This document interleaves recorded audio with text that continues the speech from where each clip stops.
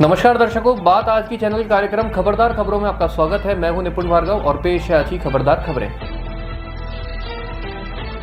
केंद्रीय गृह मंत्री अमित शाह आज प्रयागराज पहुंचे, जहां वो महाकुंभ का भ्रमण करेंगे और मेला स्थल में मिलने वाली सुविधाओं का जायजा लेंगे। इस दौरान अमित शाह त्रिवेणी संगम में आस्था की डुबकी लगाएंगे।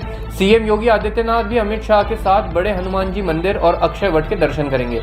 दोनों नेता जूना अखाड़ा भी जाएंगे और मानव उत्थान सेवा समिति के शिविर का उद्घाटन करेंगे, जो उत्तराखंड के मंत्री सतपाल महाराज द्वारा लगाया गया है। साथ ही अमित शाह श्रृंगेरी और पुरी के शंकराचार्यों से भी मिलेंगे। वक्फ संशोधन बिल पर जेपीसी की बैठक आज संपन्न हुई। बैठक में बिल पर क्लास दर क्लास चर्चा हुई। आपको बता दें कि पिछली बैठक में हंगामा हो गया था और 10 विपक्षी सांसदों को एक दिन के लिए जेपीसी की सदस्यता से निलंबित कर दिया गया था। वक्फ बिल को लेकर विपक्ष और सत्ता पक्ष के सदस्यों ने संशोधन के नोटिस दिए हैं। सत्ता पक्ष और विपक्ष के सदस्यों ने प्रस्तावित बिल में 444 संशोधन के नोटिस दिए। सभी विपक्षी सदस्यों की एक मत मांग है कि आगा खानी, शिया और दूसरों के लिए अलग वक्फ की जरूरत नहीं है। बिल में वक्फ बोर्ड के प्रस्तावित ढांचे के विरोध में विपक्षी सदस्य एक मत हैं।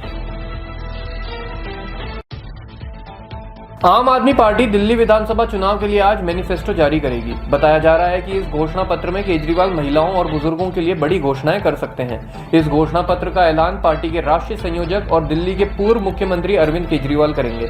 इस मैनिफेस्टो में दिल्ली वासियों के प्रमुख मुद्दों जैसे शिक्षा, स्वास्थ्य, रोजगार और बुनियादी सेवाओं के सुधार के संदर्भ में कई अहम घोषणाएं की जा सकती हैं। भारत के गणतंत्र दिवस समारोह के मुख्य अतिथि बनकर आए इंडोनेशिया के राष्ट्रपति ने कुछ मजाकिया अंदाज में ऐसी बात कही जिसे सुनकर लोग हक्के बक्के रह गए। भारत के राष्ट्रपति द्रौपदी मुर्मू द्वारा गणतंत्र समारोह के बाद दिए गए राष्ट्रपति भवन में एक भोज के आयोजन के मौके पर उन्होंने कहा कि उनका डीएनए भारतीय है। यह बात सुनकर मोदी, उपराष्ट्रपति धनखड़ सहित अन्य लोग पहले तो हक्का बक्का रह गए, फिर ठाके मारने लगे। सुबियांतो ने कहा कि ये बात हर कोई जानता है कि जब मैं भारतीय संगीत सुनता हूं तो मैं थिरकना शुरू कर देता हूं। ऐसा मेरे भारतीय जीन्स की वजह से ही हो सकता है। उत्तराखंड भारत का ऐसा पहला राज्य बन गया है जहां समान नागरिक संहिता यानी कि यूसीसी लागू कर दिया गया है। यूसीसी को लागू करना 2022 में हुए विधानसभा चुनाव के दौरान भाजपा द्वारा किए गए प्रमुख वादों में से एक था। इसके लिए उत्तराखंड सरकार ने मसौदा तैयार करने के लिए एक विशेषज्ञ समिति का गठन किया था, जिसका अध्यक्ष उच्चतम न्यायालय की सेवानिवृत्त न्यायाधीश रंजना प्रकाश देसाई को बनाया गया था। और समिति ने लगभग 1.5 वर्ष में विभिन्न वर्गों से बातचीत के आधार पर 4 खंडों में विस्तृत रिपोर्ट तैयार कर सरकार को सौंप दी थी। रिपोर्ट के आधार पर इसे 7 फरवरी 2024 को विधानसभा के विशेष सत्र में विधेयक पारित किया गया और एक माह बाद 12 मार्च 2024 को उसे राष्ट्रपति ने भी अपनी मंजूरी दे दी। धीरेन्द्र शास्त्री ने महाकुंभ में त्रिवेणी संगम को एक अलग अंदाज में परिभाषित किया।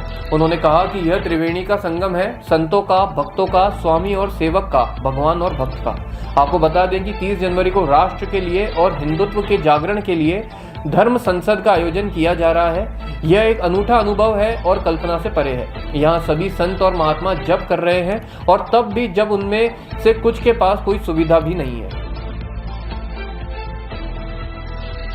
प्रधानमंत्री नरेंद्र मोदी आज दिल्ली के करियप्पा परेड ग्राउंड पर आयोजित होने वाले वार्षिक एनसीसी प्रधानमंत्री रैली को संबोधित करेंगे। इस रैली की थीम युवा शक्ति विकसित भारत रखी गई है, जो देश की युवा शक्ति की भूमिका को दर्शाता है।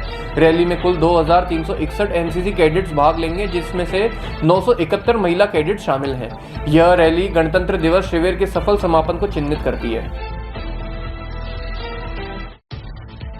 केंद्रीय कृषि मंत्री शिवराज सिंह चौहान ने आम आदमी पार्टी प्रमुख अरविंद केजरीवाल के लिए शिकारी और नटवर लाल जैसे शब्दों का इस्तेमाल करते हुए कहा कि दिल्ली के मतदाताओं को मुफ्त में सामान बांटने की उनकी राजनीति के जाल में नहीं फंसना चाहिए।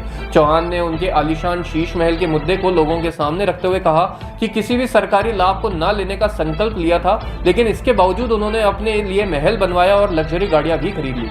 यहाँ तक कि उन्होंने राजधानी में किसानों को केंद्रीय योजनाओं के लाभ से भी वंचित रखा। अमेरिका में अवैध प्रवासियों पर ट्रंप सरकार की एजेंसियां सख्त हो गई हैं। देश भर में जहां भी इनके छिपे होने की आशंका है, एजेंसियां वहां छापे मार रही है। इन जगहों से बड़ी संख्या में घुसपैठिए पकड़े जा रहे हैं। यहां तक कि स्कूल और चर्च को भी नहीं बख्शा जा रहा है। उपराष्ट्रपति जेडी वेंस ने भी चर्चों और स्कूलों पर कानूनी एजेंसियों के छापे को अपना समर्थन दिया है।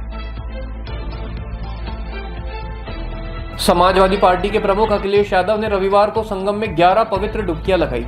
उन्होंने कहा कि लोग अपनी व्यक्तिगत आस्था के साथ यहां आते हैं। विभाजनकारी और नकारात्मक राजनीति के लिए कोई जगह नहीं है। इससे पहले मैंने हरिद्वार में डुबकी लगाई थी, वह दिन एक उत्सव था। आज मुझे यहां पवित्र डुबकी लगाने का अवसर मिला है।